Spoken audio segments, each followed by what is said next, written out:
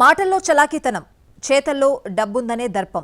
బడాయి మాటలకు ఏమాత్రం కొదవలేదు. ఇంకేముంది, తన మాటలు చేతలతో సామాన్య మధ్యతరగతి జనాన్ని బురిడి కొట్టించింది. ఏకంగా 25 కోట్ల రూపాయలు వసూలు చేసి బిచాణ ఎత్తేసింది. వెళ్లేటప్పుడు సొంత ఇంటిని కూడా 2 వర్గాలకు అమ్మేసి ఆ డబ్బుతో ఉడాయించింది.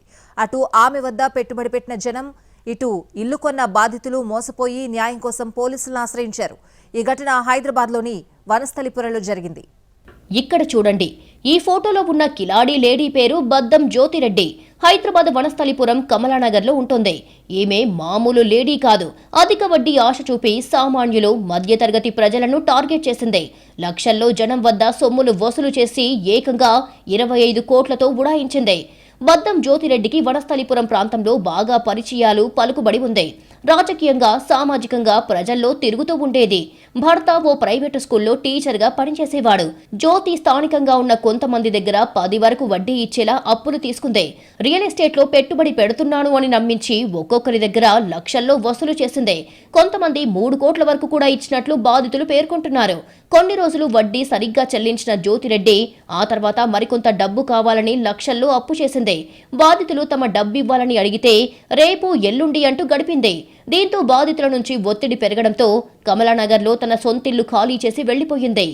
ఆమె ఫోన్లు కూడా స్విచ్ ఆఫ్ రావడంతో బాధితులు తాము మోసపోయినట్లుగా గ్రహించారు. దీంతో ఆమె ఇంటి గేటుపై కనబడుటలేదు అని ఫ్లెక్సీ కూడా అంటించి నిరసన తెలిపారు. అంతేకాదు, కమలానగర్లో ఉన్న తన సొంత ఇంటిని ఒకరికి అగ్రిమెంట్ చేసి మరొకరికి సేల్ డీడ్ చేసింది జ్యోతిరెడ్డి. దీంతో ఇల్లు తమదంటే తమది అని ఇరు వర్గాలు ఘర్షణకు దిగారు. తొలుత తన ఇంటిని సుజిత్ అనే వ్యక్తికి సేల్ అగ్రిమెంట్ చేసింది. ఆ తర్వాత ఇబ్రహీంపట్నం ప్రాంతానికి చెందిన రామకృష్ణారెడ్డికి సేల్ డీడ్ చేసింది. జ్యోతిరెడ్డి ఇంటిపై అగ్రిమెంట్ చేసుకున్న ఇంట్లో సుజిత్ బంధువులు ఉంటున్నారు. అయితే రాత్రి సమయంలో సేల్ డీడ్ చేసుకున్న రామకృష్ణారెడ్డి ఇల్లు తమకు రిజిస్ట్రేషన్ అయ్యిందని, ఇంటిని తమకు ఇవ్వాలని అడిగారు. దీంతో ఇరు వర్గాల మధ్య గొడవ చెలరేగింది. స్థానికుల సమాచారంతో రంగప్రవేశం చేసిన పోలీసులు అక్కడున్న వారిని పంపించేశారు. ఇరు వర్గాలను పోలీస్ స్టేషన్ కు తీసుకెళ్లారు. జ్యోతిరెడ్డి వల్ల తమ కుటుంబాలు రోడ్డున పడే పరిస్థితి వచ్చిందని బాధితులు కన్నీరు మున్నీరవుతున్నారు. జ్యోతిరెడ్డి ఎల్బీ నగర్ లో ఉన్న ఓ జ్యువెలరీలో 6 కోట్ల విలువైన బంగారం కొనుగోలు చేసినట్లు బాధితులు చెబుతున్నారు. ఇదంతా ముందుగానే గ్రహించిన జ్యోతిరెడ్డి తన భర్త, చిన్న కుమార్తెను అమెరికాలో ఉన్న పెద్ద కుమార్తె వద్దకు పంపించిందని బాధితులు పేర్కొంటున్నారు. కొంతమందితో వాట్సాప్ కాల్ మాట్లాడుతోందని పలువురు చెబుతున్నారు. పోలీసులు ఆమెను అదుపులోకి తీసుకుని తమకు న్యాయం చేయాలని బాధితులు కోరుతున్నారు.